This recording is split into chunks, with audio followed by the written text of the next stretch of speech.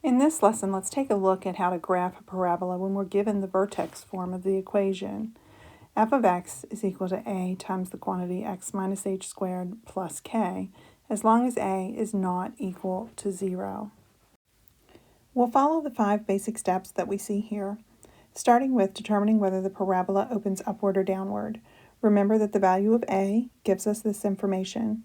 If a is greater than 0, our parabola will open upward. If a is less than 0, or a negative number, our parabola will open down. To determine the vertex of the parabola, we'll read the values of h and k from our equation, and those coordinates will be the vertex of a parabola. We'll find any x-intercepts of the vertex or of the parabola by solving f of x equal to 0. We'll find the y-intercept by computing f of 0. And then we'll plot the intercepts, the vertex, and any additional points as needed in order to graph the parabola. So let's work an example to see how all of this will come together. Let's graph the function f of x is equal to negative x minus 1 squared plus 4. So step 1, let's determine how the parabola opens. In our function, our a value is sitting right here where it should be. That value is negative 1. So in our function, a is equal to negative 1. So because a is a negative value, a is less than 0, therefore our parabola is going to open down. So we know what our parabola is going to look like. Our next step is going to be to find the vertex. The vertex in our parabola has the coordinates h, k. So we need to get those coordinates out of our equation. In our equation, the h in our equation is 1 and our k is 4. So h is equal to 1 and k is equal to 4. So our vertex sits at 1, 4. Now, you might have thought that h should have been negative 1. The reason h is not negative 1 is because we need whatever value will let the form of our equation remain x minus h. So in order to do that, I need to think of it as x minus what value here is going to remain x minus 1. So if I were to put a negative 1 in there, it would become x plus 1. So that is why my h value is just a positive 1. And my k value is 4. So my vertex sits at 1, 4. I find the x-intercepts by solving f of x equal to 0. So what that means is I take my equation and I set it equal to 0 and solve for any values of x.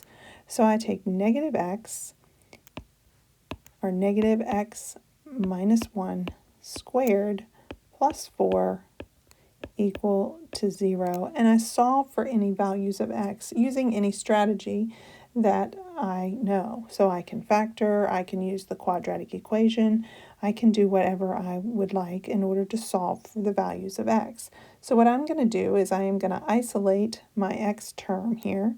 I'm going to add 4 to both sides. I'm going to get negative x minus 1 squared equal to negative 4. And then I'm going to divide through by a negative 1 so that I don't have this negative sign on the left. And I'm going to have x minus 1 squared equals 4. And then I can take the square root of both sides. And I'll have my value out from, or I will have then a non-squared term. And I'll have x minus 1 equal to 2. So then I'll have, or I should say plus or minus 2, and then I will have two equations that I'll need to solve here. I'll have x minus 1 equal to positive 2, or x minus 1 equal -2. And then I continue solving, so I'm going to have x equals 3 or x equals -1. So there are my two x-intercepts.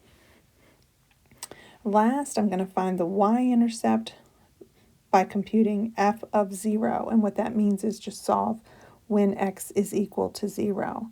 So I'm going to find f of 0, and that just means plug 0 in for x and determine the value of the function at 0.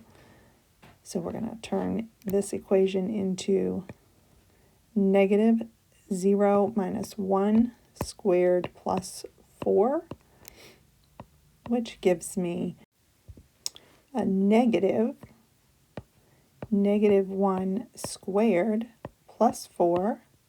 So we really need to watch these negative signs here, which equals a -1 plus 4 equals 3. So I have a y-intercept at 3.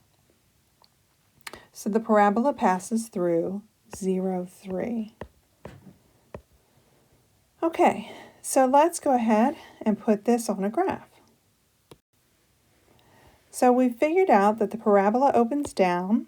We figured out that the x-intercepts are -1 and 3. The y-intercept is 3, and the vertex is 1, 4. So let's go ahead and put that on the graph.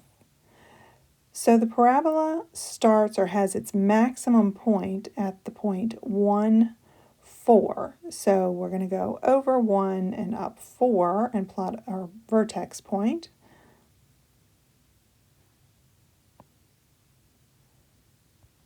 And then we're going to put a y-intercept at 3, just to have another point to plot.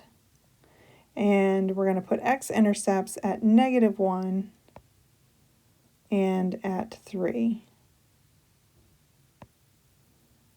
And then we're going to sketch our parabola.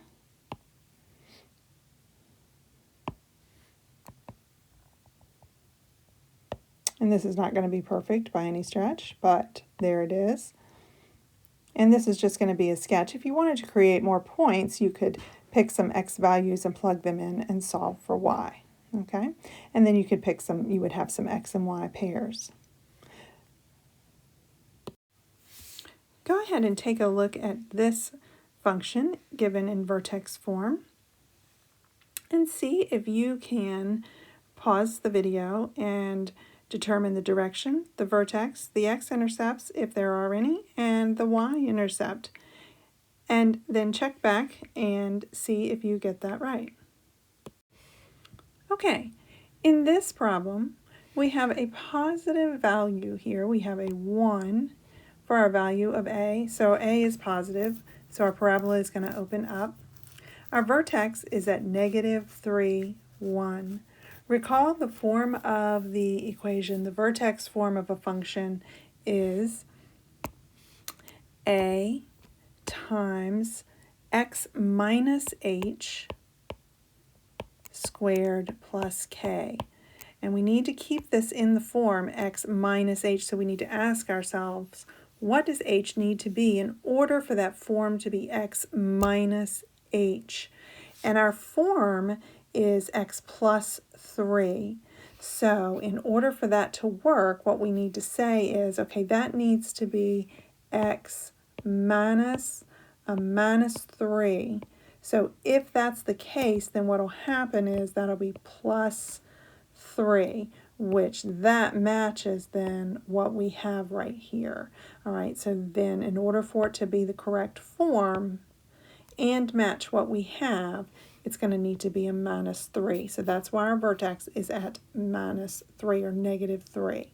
All right, our x-intercepts, if we set equal to 0 and solve for x, we end up with an imaginary number. So how does that happen? Let's take a look and see how that happened. So if we take our function and we set it equal to 0, we're going to have 0 equals, let's see, let's make that a little bit smaller. It's a little bit too big.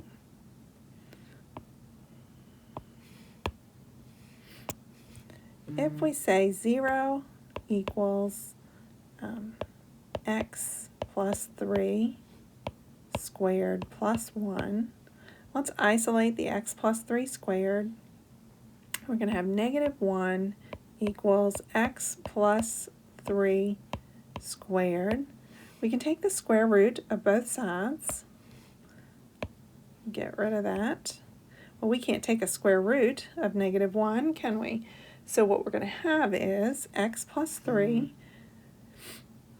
I'm going to write my x plus 3 over here. X plus 3 equals the square root of negative 1, which I cannot do. But let's apply the square root property here. We know we're going to have a plus or minus. Let's say we have x plus 3 equals a negative square root of negative 1, and we have a positive square root of negative 1. So we have positive square root negative 1, or x plus 3, I'm getting all slanted here, equals a negative square root negative 1. So now I want to rewrite that negative square root of negative 1 using I. So let's get that out of there. X plus 3 equals I square root 1, or x plus 3 equals negative I square root 1. And I'm probably writing this more times than I need to, but I just want to make sure I have all the steps so that you can see where things are going. So square root of 1 is just 1, so I'm going to end up with x plus 3 equals I, or x plus 3 equals negative I. And then I'm going to isolate x, still have the same goal I always had. X equals negative 3 plus I, x equals negative 3 minus I. So a lot of steps there to get where I wanted to go. And those are imaginary complex solutions. Those are not real intercepts. If you were to go graph that, that would not cross the x-axis. So those do not have, that parabola does not have any x-intercepts.